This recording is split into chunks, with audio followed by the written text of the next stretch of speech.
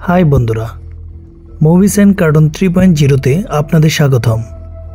আজ আমি আপনাদের সাথে যেই মুভিটির বাংলা এক্সপ্লেনেশন করতে যাচ্ছি, মুভিটির নাম দ্য উইকার ম্যান। মুভিটি 2006 সালে মুক্তি পেয়েছে। মুভিটির পরিচালক হচ্ছে নেইল লেভিট এবং লেখকও হচ্ছে নেইল লেভিট এবং অ্যান্টনি শেফার। তাহলে চলুন শুরু করা যাক। সিনেমার শুরুতে একজন পুলিশ অফিসারকে দেখানো হয় যার নাম এডওয়ার্ড। একদিন সে রাস্তায় পেট্রোলিং করার সময় তার থেকে এগিয়ে থাকা একটি গাড়ি থেকে একটি পুতুল পড়তে দেখে। সে পুতুলটি কুড়িয়ে সেই গাড়িটিকে থামিয়ে দেখল সেই গাড়ির মধ্যে একটি মা ও মেয়ে এই শহর থেকে অন্য একটি শহরে শিফট হচ্ছে। সে পুতুলটি মেয়েটির কাছে দিলে মেয়েটি পুতুলটি আবার ফেলে দেয়।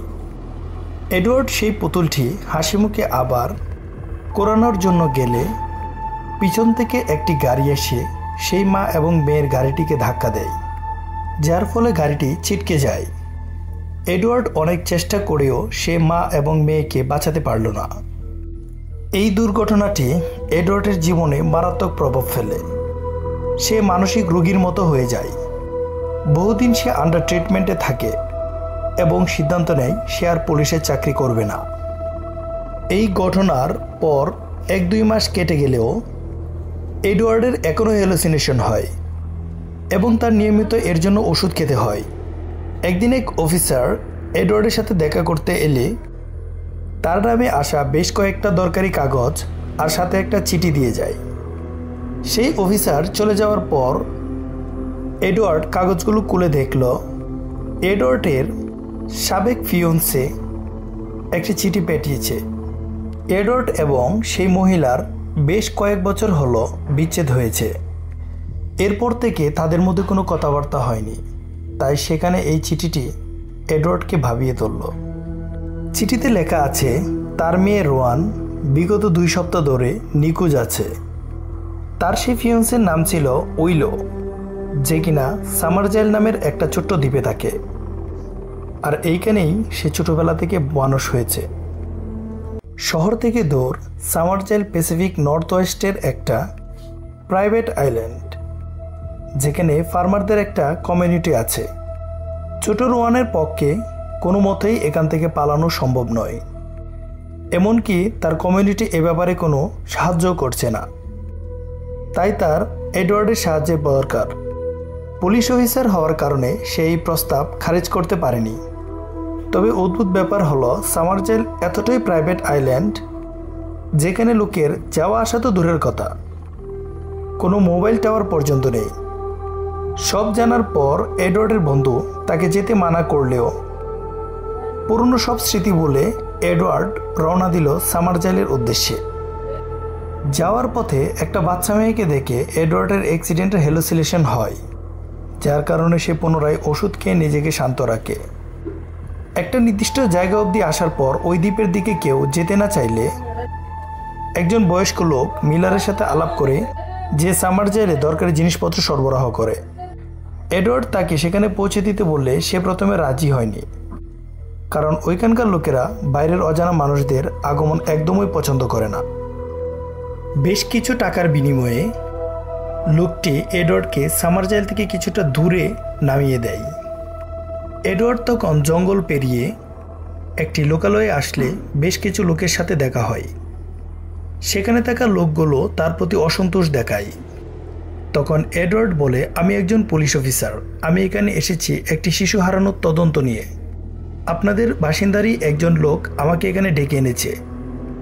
এসব কথা কানে না নিয়ে সেখানে থাকা একজন বৃদ্ধ মহিলা এডওয়ার্ডকে সিস্টার সামারজাইলের কাছে দেখা করে তার কাছ থেকে পারমিশন নেওয়ার জন্য বলে।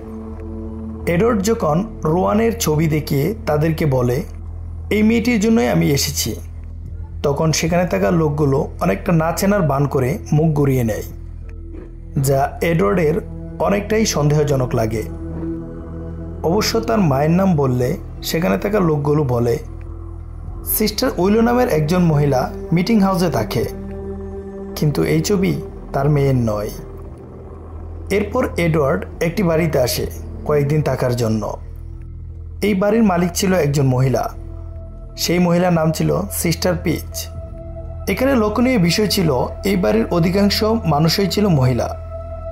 এর বাইরে হাতে গোনা যে কয়েকজন পুরুষ মানুষ ছিল তারা সবসময় নীরব প্রকৃতির।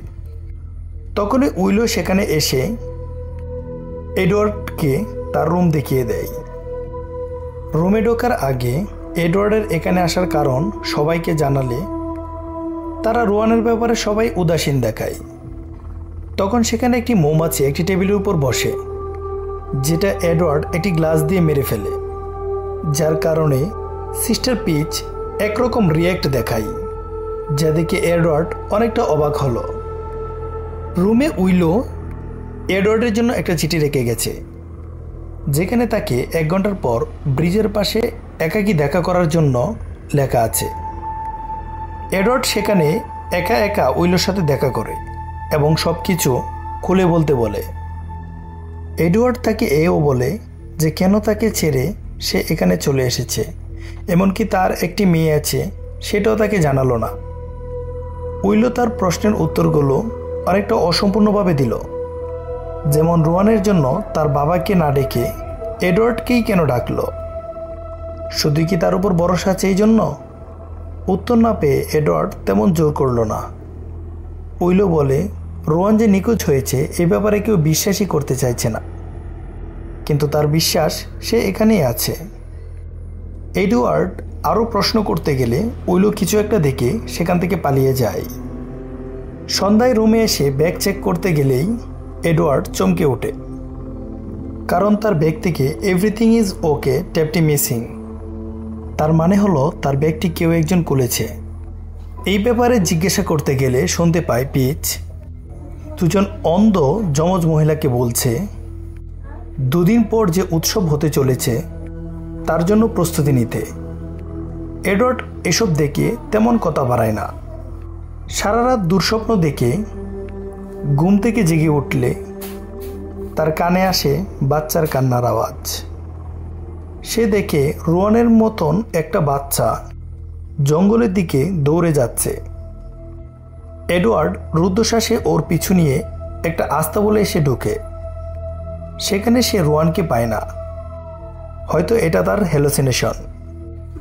ব্রেকফাস্টে এডওয়ার্ড মধু খেতে চায়, কারণ এখানে যেদিকেই চোখ যায় সেখানেই দেখা যায় মৌমাছি প্রতিপালন হচ্ছে। কিন্তু সিস্টার হানি একথার কোনো গুরুত্ব না দিয়ে চলে যেতেই নজর যায় বাড়ির দেয়ালে টাঙানো ফেস্টিভ্যালের ছবিগুলোর দিকে। সেখানে প্রতি বছরের প্রতিটা ফ্রেমে একটা করে বাচ্চা মেয়ের ছবি ছিল, শুধু শেষ বছরের একটা ফ্রেমে বাদে। পিচকে জিজ্ঞাসা করে জানতে পারলো এটা হারভেস্ট ফেস্টিভ্যালের ছবি, যা প্রতি বছর বসন্তের শেষ দিনে পালন করা হয়। শুধু তাই নয়, এখানে ফার্টিলিটি ফেস্টিভ্যালও পালিত হয়।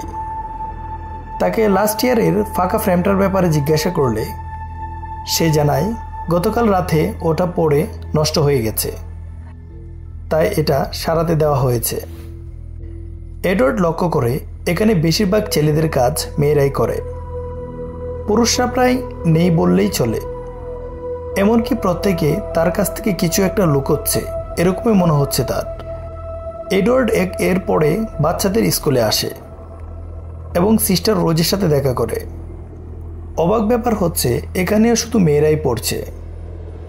এডওয়ার্ড রোয়ানের ছবি দেখিয়ে সিস্টার রোজ এবং সেখানে থাকা ছাত্রীদের ওর ব্যাপারে বললে ওরা এমন রিয়েক্ট করে যেন রোয়ানকে তারা কখনো দেখেনি কিংবা চিনে না।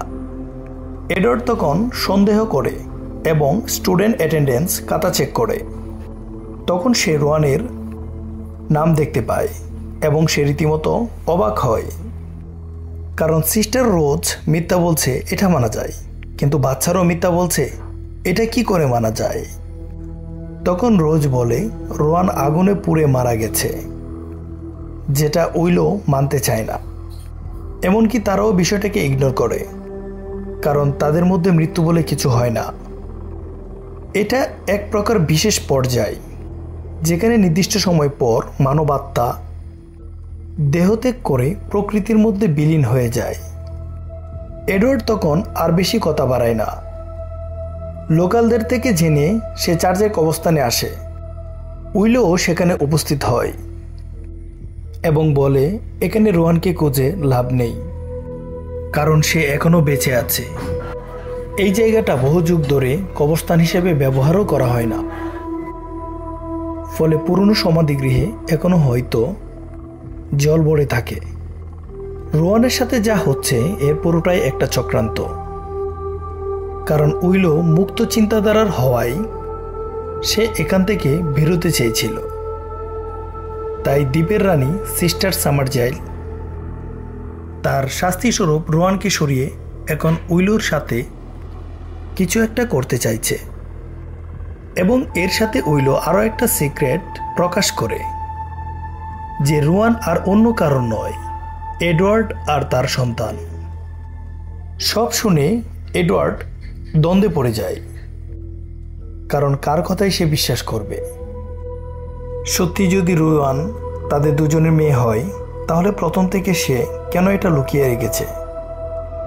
এরপর উইলো এডওয়ার্ডকে বাড়িতে এনে আরও বিষয়টা খোলাসা করল, কারণ সেদিন উইলো রোহানকে বাড়িতে রেখে আধা ঘন্টার জন্য মার্কেটে গিয়েছিল। তারপর সে বাড়ি ফিরে দেখে রোহান নেই, এবং তার ব্যবহার করা প্রতিটা জিনিস বাড়ি থেকে উধাও, যেন ওর কোনোদিনও অস্তিত্ব ছিল না। এছাড়া উইলোর কাছে রোহানের ওই ছবিটা ছাড়া আর কোনো ছবি নেই। এর কারণ হচ্ছে এই দ্বীপে ক্যামেরা একমাত্র ডক্টর মস ব্যবহার করেন, এবং তিনি সবার ছবি তুলে দেন। এডওয়ার্ড রোহানের ডেস্কের নিচে বেশ কিছু ক্রিপ্টিক ড্রয়িং দেখে, যেখানে লেখা রয়েছিল আমাকে সাহায্য করো। এতে তার চিন্তা আরও বাইরে গেল। তখনই কানে আসে প্লেনের আওয়াজ। নিশ্চয় মিলার এসেছে। এখানে যেহেতু মোবাইল টাওয়ার নেই, তাই সে প্লেনের রেডিও ব্যবহার করে সাহায্যের জন্য কাউকে ডেকে পাঠাবে। এই ভেবে এডওয়ার্ড ছুটে যায় ডেকের দিকে, কিন্তু প্লেনে মিলারকে দেখতে না পেলে তার ফিরে আসার জন্য সেখানেই অপেক্ষা করতে থাকে। বেশ কিছুক্ষণ পর এডওয়ার্ডের নজর যায় ডেকের নিচে, যেন সেখানে কেউ একজন ভাসছে। ও দ্রুত সাঁতার কেটে গিয়ে চেক করলে দেখে ওটা রোহান। আর তখনই এডওয়ার্ড ঝটকা দিয়ে ঘুম থেকে ওঠে। এতক্ষণ বসে তার চোখ লেগে গিয়েছিল। তার আবারও খেয়াল গেল প্লেনের দিকে, এখনো কেউ আসলো না কেন। অতর পর সে সাঁতার কেটে প্লেনে গিয়ে ওঠে এবং দেখে পুরো রেডিও সিস্টেম ভাঙা। তার মানে হলো কেউ ইচ্ছে করে এটা করেছে। রহস্য আরও ঘনীভূত হলে এডওয়ার্ড সোজা ডক্টর মসের কাছে গেল। ডক্টর মসও এডওয়ার্ডকে ইগনোর করার চেষ্টা করল। তখন এডওয়ার্ড তার বাড়ি থেকে বেরিয়ে লুকিয়ে অপেক্ষা করতে থাকে। তখন মস কয়েকজন সিস্টারের সাথে বেরিয়ে গেলে এডওয়ার্ড তার বাড়ি ঢোকে এবং এনসিয়েন্ট রিচুয়ালের একটা বই পায়। সেখানে ভালো ফসলের জন্য বছরের শুরুতে ফার্টিলিটি ফেস্টিভ্যালে একজন করে বাচ্চা মেয়েকে আগুনে বিশেষ রিচুয়ালের মাধ্যমে উৎসর্গ করার ব্যাপারে লেখা ছিল। এটা পড়তেই তার মাথায় আসে সিস্টার রোজের কথা, যেটা সে রোহানকে নিয়ে বলেছিল। ডক্টর মসের বাড়িতে রোহানের ছবি পাওয়া তার সন্দেহ আরও বাড়িয়ে দিল। এডওয়ার্ড দ্রুত উইলোকে এই বিষয়ে কনফার্ম করে জিজ্ঞাসা করল সে কেন শুরু থেকে রোহানের রিচুয়ালে থাকার ব্যাপারটা লুকিয়েছে। তবে কথার মার পেছে উইলো কোনো সঠিক উত্তর না দিতে পেরে ইমোশনাল হয়ে পড়ে। তখন এডওয়ার্ড আর কথা এগোলো না। এরপর কারো সাহায্য না পেয়ে এডওয়ার্ড সিস্টার সামারজাইলের সাথে দেখা করতে যায়, কিন্তু তাকে সমস্যায় ফেলল তার বাড়ির পাশে থাকা মৌমাছি। কারণ এডওয়ার্ডের অ্যালার্জি ছিল, যার কারণে সে অজ্ঞান হয়ে গেল। জ্ঞান ফিরে সে দেখতে পারল সে সিস্টার সামারজাইলের বাড়িতে শুয়ে আছে। ডক্টর মস তার পাশে বসে রয়েছে। এডওয়ার্ড কোনো মতো নিজেকে সামলে বাইরে এসে দেখা করল সিস্টার সামারজাইলের সাথে। তাকে দেখে বেশ শান্ত স্বভাবেরও মনে হলো। বেশি বনিতা না করে এডওয়ার্ড তার থেকে রোহানের কবর খোঁড়ার অনুমতি চায়। যাতে ওর বডি ময়নাতদন্ত করে মৃত্যুর আসল কারণ জানতে পারে। তবে সিস্টার এই বিষয়টা নিয়ে খুব একটা মাথা ঘামাচ্ছে বলে তো মনে হচ্ছে না। তখন এডওয়ার্ড বিরক্ত হয়ে তাকে এই দ্বীপের ব্যাপারে জিজ্ঞাসা করলে সিস্টার সামারজেল জানায় তারা এই দ্বীপের সবাই এক দেবীকে পুজো করে এবং সিস্টার সামারজেল নাকি নিজেই সেই দেবীর দূত। তাহলে এই জায়গাটা একটু সহজভাবে বুঝিয়ে বলা যাক। আসলে সামারজেল দ্বীপের সবাই প্যাগান ধর্মে বিশ্বাসী। প্যাগান শব্দটি এসেছে ল্যাটিন শব্দ প্যাগানস থেকে, যার মানে গ্রামীণ লোক বা গ্রামবাসী। প্যাগান ধর্ম বা প্যাগানিজম অনেক পুরনো ধারা ধর্মবিশ্বাস, যেটা খ্রিস্টান ধর্মের আগে ইউরোপের অনেক অংশে প্রচলিত ছিল। শহরের দিকে খ্রিস্ট ধর্ম ছড়িয়ে পড়লেও গ্রামবাসীরা বেশ কিছু প্রাচীন দেবদেবীর পূজা করত। খ্রিস্টানরা তাদের পেগান বলে ডাকত। পেগান ধর্মকে অনেকে আর্থ রিলিজিয়ন বা নেচার স্পিরিচুয়ালিটি বলে, কারণ এরা প্রকৃতির বিভিন্ন জিনিস যেমন সূর্য, চাঁদ, নদী, গাছ, পশুর মধ্যে ঐশ্বরিক শক্তি থেকে সেগুলোকে পুজো করে। তারা বিভিন্ন ঋতুভিত্তিক উৎসবও পালন করে, যার মধ্যে প্রধান হল বেলটেন, সামহেন এবং ইয়ল। তারা বিশ্বাস করে জন্ম, মৃত্যু, পুনর্জন্ম একটা চক্রের মতো। বিভিন্ন পৌরাণিক মতে মৌমাছিকে জ্ঞান, মৃত্যু ও পুনর্জন্মের প্রতীক হিসেবে দেখা হয়। তাই সামার সাইলের সর্বত্র মৌমাছি চাষ হয়। এই কারণেই সিস্টার পিচ এডের মৌমাছি মেরে ফেলার জন্য যথেষ্ট রিয়েক্ট করেছিল। আর পেগানরা এই রিচুয়াল করার সময় এক ধরনের মানবাকৃতির কাঠের স্ট্রাকচার ব্যবহার করে, যেটাকে তারা উইকারম্যান বলে। তোমাদের যদি এগুলো এখনো রূপকথার গল্প বলে মনে হয়, তাহলে জানলে অবাক হবে বর্তমানে পেগান ধর্মের বেশ কিছু আধুনিক রূপ এক্সিস্ট করে, যেমন উইকো, ডোয়েড্রি এবং হেডদিনি। তো সিস্টার সামারজেল বলে সালেমুচ ট্রায়ালের সময় যখন মহিলাদের ডাইনি সন্দেহে মেরে ফেলা হচ্ছিল, তখন তাদের পূর্বপুরুষ সুদূর পাড়ি দিয়ে 1850 সালের দিকে এই দ্বীপের খোঁজ পেয়ে বসতি স্থাপন করে এবং তখন থেকেই এখানে মহিলাতান্ত্রিক সমাজ চলে আসছে, যেখানে পুরুষদের শুধুমাত্র বাচ্চা জন্ম দেওয়ার জন্য ব্যবহার করা হয়।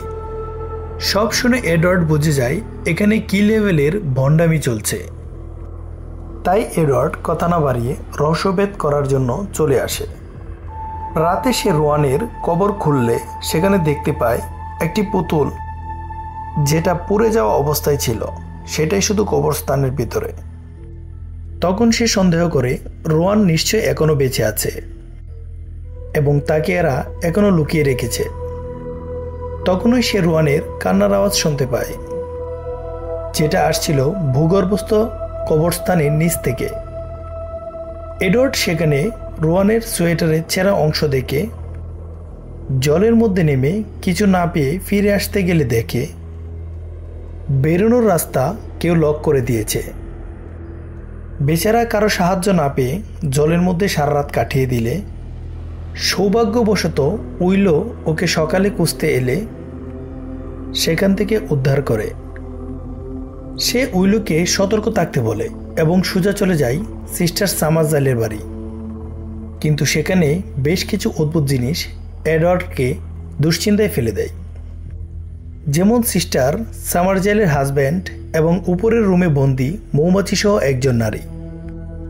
এডওয়ার্ড সেখান থেকে বেরিয়ে রাস্তায় সিস্টার রোজকে মাস্ক পরে আসতে দেখে অবাক হয়ে জিজ্ঞাসা করলে জানতে পারে তারা ফেস্টিভ্যালের প্রস্তুতি নিচ্ছে, অর্থাৎ রোয়ানের সাথে আজ নিশ্চয় খারাপ কিছু একটা ঘটবে।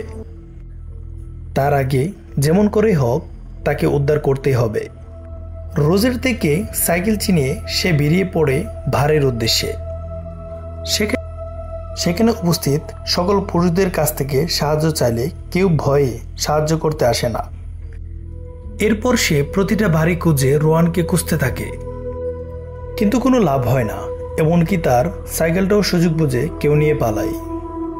অবশেষে এডওয়ার্ড ডেকের দ্বারে আসলে পাথরের খাঁজে মৃত মিলারের দেহ পড়ে থাকতে দেখে তাকে খেয়েও নৃশংসভাবে মেরে ফেলেছে। কোনো কিছু না ভেবে অসহায় এড বাড়ি এসে সিস্টার পিচকে মেরে অজ্ঞান করে তার বিয়ারের কস্টিউম পরে রিচুয়ালে অংশগ্রহণ করে, এই আশায় যদি রোয়ানকে সেখানে পাওয়া যায়। দ্বীপের সবাই বিভিন্ন কস্টিউম আর মাস্ক পরে হেঁটে চলেছে সেলিব্রেশন করতে। সবথেকে আশ্চর্যের বিষয় হলো তাদের সাথে উইলো অংশগ্রহণ করেছে।